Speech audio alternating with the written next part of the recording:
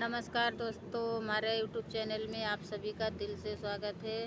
मैं आप सबके बीच में लाना चाहती हूँ देवी पचरा गीत। धमाकेदार देवी पचरा गीत हमारा पसंद आए तो लाइक सपोर्ट शेयर ज़रूर करिएगा। कमेंट बॉक्स में ज़रूर बताइए हमारा देवी पचरा गीत कैसा लगा। और भैया दीदी, हम आप लोग के ही सहारे से एक कदम उठाए हैं, आप लोग हमारा सपोर्ट ज़रूर करिएगा।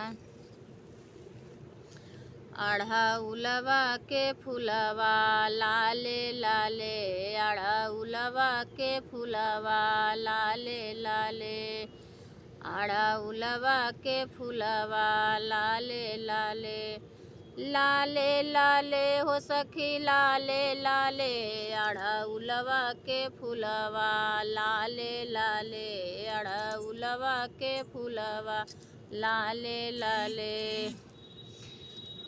मैया के मथवा पे वो बिंदिया सो है, मैया के माथे पे वो बिंदिया सो है, मैया के सेनुरा लाले लाले दे, मैया के सेनुरा लाले लाले, अढ़उलवा के फुलवा लाले लाले, अढ़उलवा के फुलवा लाले लाले।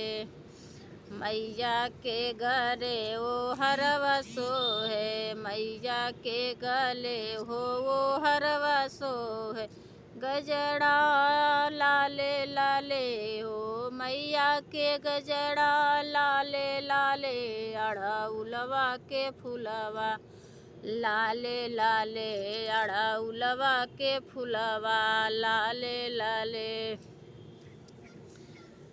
मैया के हथवा में वो कंगना सो है, मैया के हथवा में वो कंगना सो है, हो कंगना सो है, हो चूड़िया सो है, मैया के हाथ में वो चूड़िया सो है, मैया के मेहंदिया लाले लाले हो, मैया के मेहंदी लाले लाले, अढ़उलवा के फुलवा लाले लाले, अढ़उलवा के फुलवा लाले लाले।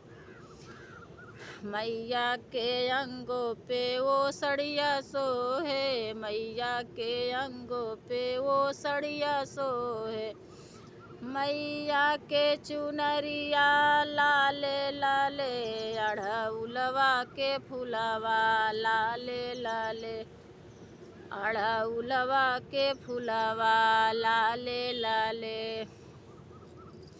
मैया के पाँव पैजनिया सो है, मैया के पाँव पैजनिया सो है, मैया के पाँव पैजनिया सो है, मैया के महावर लाले लाले हो, मैया महावर लाले लाले, अढ़उलवा के फुलवा लाले लाले, अढ़उलवा के फुलवा लाले लाले।